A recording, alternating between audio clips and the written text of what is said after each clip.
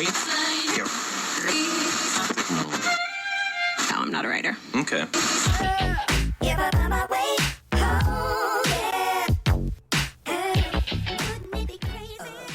And good morning. This is Mike Lodge. I am the business advisor.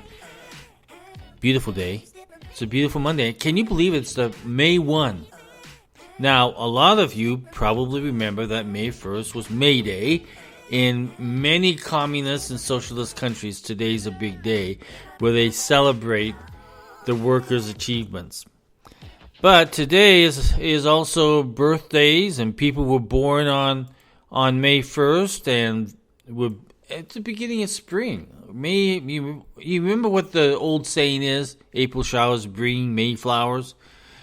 Well, let me tell you something. God brings both of those into our lives every season like this, and it's a good time. I like it. I was listening over the weekend. There was a men's conference where thousands of men came together to talk about the purpose of what men are supposed to be. And these talks are good talks. And there was one speaker which I was listening to. Normally I listen to him on the Senate floor or in a committee questioning people. And his name is Senator Josh Hawley of Missouri. He gave an excellent speech. And it's seldom that you get to see politicians outside their norm, right? Of what they can do. I'm going to play you just a few clips of his speech, okay? So, just one second as I find it here, because I'm not the best technician here when it comes to technology. Just one second. Here we go. There are few things more important in a man's life than purpose. Purpose, it tells us who we are. It tells us what we're here for. It tells us where we're going. Purpose gives a man a sense of identity. It gives him a sense of momentum in his life, a sense of direction. There are few things that a man with purpose cannot do. The power of purpose. So, they were talking about the power of purpose. And I think that should be something in not just men's lives, but women's lives too. What is your purpose? What is your purpose in life itself? How your ability to take care of your family, of your work, of your job, of your spirituality, especially of spirituality. But what is our purpose? And I don't know if you remember or ever read the book, The Purpose-Driven Life, but it's a very good book. Or The Purpose-Driven Church, another good book. And we have to talk about these ever so often. But I was listening to Josh, and he had 3 clips on Twitter yesterday that I was listening to. And then I decided, well, let me read what people are saying. I have never seen such nasty, mean, hateful responses in my life. You see, when people are trying to teach, and if they have a stigma attached to them that they are politicians, the hate of politics is always present. That's why I always say politics is never an ethical situation. It's never an ethical job. It's never an ethical thing. Now, Josh has tried to become ethical. There are some people out there in politics who are ethical, and they try to motivate us to become better. And then there are others who are just plain political and try to destroy you in every single way that they can. We have to be careful about who we're listening to and what's going on with these people who attack, because this hateful attack has got to, I know it's going to continue on, because we are in an evil world. We're in a world where people are willing to attack and hate you as much as they possibly can, because that's in their heart. Hate is in their heart. And when you're so involved with politics, you're going to have a lot of hate. And it's a tremendous amount of hate. And we got to get past that. You and I have got to get past that hate. It's one of those situations where Satan is so, and evil is so out there. It's very out there. Listen, on the business side, we'll talk about a little bit of business now. I was reading an article that said, last call, these chain stores are closing locations in 2023, which means that you and I are going to have less places to shop at.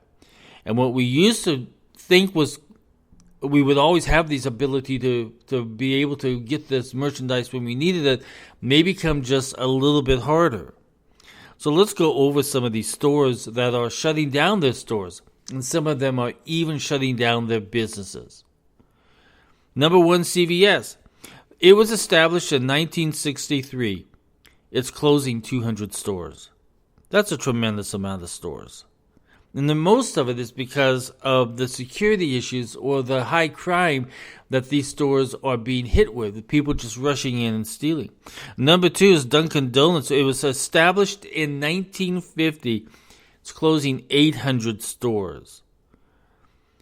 AMC Theaters. It was established in 1920. Store closes is to be determined to see exactly what they can decide on what to do with their business. Number four, Starbucks. It was established in 1971, closing 500 branches.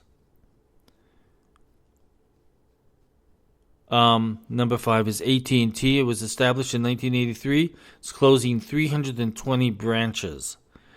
And then we have Bed Bath & Beyond. It's complete. It's gone. It was established in 1971, closing 200 stores. It's a sad situation. Number seven is Walgreens. We all went to Walgreens. We all went to CVS to get our medical and Band-Aids and everything else that we needed. It was established in 1901. Store closures, 200 branches. And then we have number eight, Target.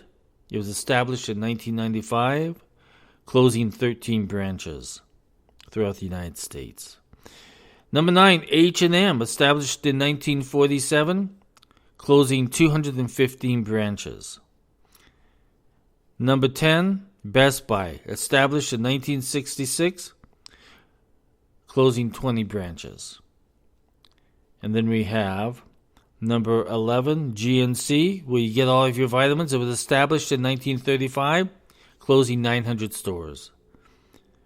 Let's see what else we have here. Bath and Body Works was established in 1990, closing 50 branches. And then we have 13, Ultra Beauty, established in 1990, closing 19 stores. And then we have 14, Pet Value, established in 1975, closing 358 branches. There's a lot of stores that are closing down here. Number 15, The Gap, established in 1969, closing 350 branches. All UK and Ireland locations are being shut down. And then we have, what else do we have? Victoria's Secret, established in 1977, closing between 30 and 50 branches. That's a lot of malls, because they're all in malls. Malls are dead, right? Malls are dying so quickly. Number 17, my mouth is not working, sorry about that. Urban Outfitters, 1970 was established, to be determined on how many stores are going to shut down. I'll put this down in the show notes, okay? Number 18, The Children's Place, established in 1969, closing down 122 stores. 19, now for you guys that have the money out there, Neiman Marcus, established in 1907, store closures, 4 branches. And we can go on and on and on. Number 20, Foot Locker, established in 1974, closing 117 branches. So we can go on and on with this. And there's a lot of branches, a lot of stores are being closed, and retailers being hit hard. And you know why that is? Because we don't have the money to spend there anymore. We don't have the money in the bank that can buy those new shoes at Foot Locker. We don't have those the money to go to Bed Bath & Beyond. I mean, we just don't have the cash flow to support these retail outlets.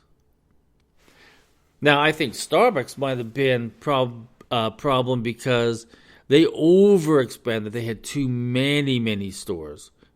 And then maybe that coffee and olive oil combination might have done something too. But that is that is life. So when we talk about the economy and we talk about all of these store closures, it means that there's going to be a lot of layoffs, a lot of merchandise that goes out and doesn't get sold. It just gets given away, so no one's making any money on it. We have all of this stuff happening, and if you look at what moms are saying, 90% of Americans are saying that they are highly concerned about the direction the economy is going. 84% concern was also on crime. And moms are speaking out. Moms are not happy because this inflationary time has hurt American families. They have had to cut back. They have had to scrimp and save. So we are still in that situation. We have not come out of it. So when you hear the president say, "Oh, we're doing good, we're creating jobs," those jobs are people coming back into the workforce. Those jobs are low-level jobs that are down at the minimum wage level. We are not hiring the top honchos that are making dollars. No. We're in a bad situation. The economy still is sick. And all of us Americans were just plain sick and tired of a leader in the White House that does absolutely nothing for the American people. He has a political agenda that he wants to push, and that's what he does, is he pushes and he shoves and he sticks it down our throat on items that we don't even care about because we're concerned about feeding our families, getting shoes and clothing on our kids to send them off to school and to live, and to make our house payments and our utility payments and our car payments. We're living far beyond our means because inflation has literally killed us off. But we'll make it through because sooner or later we're going to get a new president that will go in and do something that is going to benefit Americans and not hurt Americans.